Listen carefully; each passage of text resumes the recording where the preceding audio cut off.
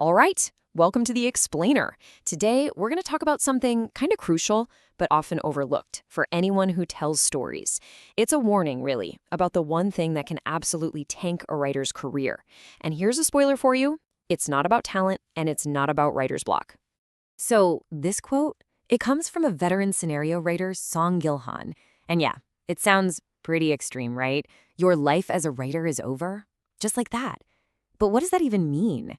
How can a little pride just end everything? Well, let's dig into that.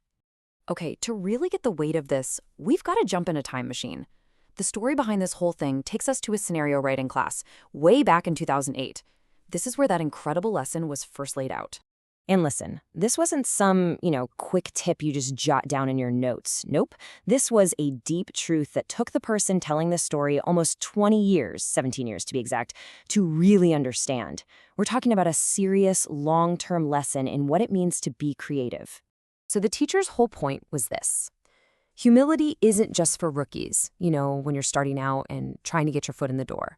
He was saying it's a lifelong thing, an absolute necessity. It's something you have to carry with you every single day, no matter how famous or successful you get. But back in that classroom in 2008, the 29-year-old student who first heard this, they weren't buying it. Not at all. In fact, they were super skeptical. And this was the thought running through their head. And honestly, it's a feeling a lot of us can probably relate to, right? Like, after I've worked so hard to get famous, don't I have the right to enjoy it a little? I mean, you grind for years to achieve something. Shouldn't you get to feel some pride? It feels totally natural, totally fair. Okay, but now, let's fast forward those 17 years. After almost 2 decades of actually working in the industry, the real meaning of that warning? It suddenly became crystal clear to that student who was once so doubtful. And this is the light bulb moment.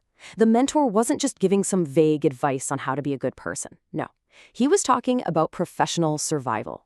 He was saying that a writer's very existence, their actual ability to do the job, is completely tied to humility. It's not about being a saint, it's a requirement of the job itself. So, how does that even work? I mean, how can an attitude, just a feeling, right? How can arrogance literally cripple your ability to create? Well, the way the story goes, it kicks off this really destructive chain reaction. Okay, so it all starts with arrogance. That makes you want to show off, right? And when you're focused on showing off, you're only focused on yourself. Your whole perspective just shrinks. You stop looking out at the world and you start looking at your own reflection. And that's when you get disconnected from what writing is all about. The massive, messy, beautiful range of human experience. And really, if you can't tap into human emotion, what's left to write? I mean, the difference is just night and day. The arrogant writer's world gets tiny, centered only on them, and poof, the raw material for their stories is just gone. But the humble writer, by focusing on respecting other people, on actually seeing them, their world just keeps getting bigger and bigger. Their creative well never runs dry. You could say arrogance slams the door on inspiration, but humility props it wide open. So what this all means is that humility isn't just some passive thing, a personality trait you either have or you don't. For a writer, it's an active tool. It's essential. It's something you have to constantly work on to keep it sharp. So, okay, how do you actually do that? How do you practice it? Well, it really boils down to 3 key things. First, always be willing to lower yourself. That just means listening way more than you talk. Second, approach every single person you meet with real respect, with the belief that they know something you don't. And third, you gotta stay open to soaking in all the emotions that make us human. The good, the bad, the messy, all of it. And at the end of the day, this isn't just about, being a nice person.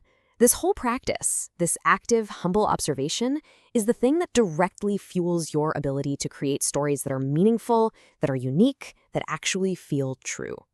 Which brings us full circle, right back to that quote from the beginning. Suddenly, the mentor's warning makes perfect sense. It was never about being afraid of fame or money.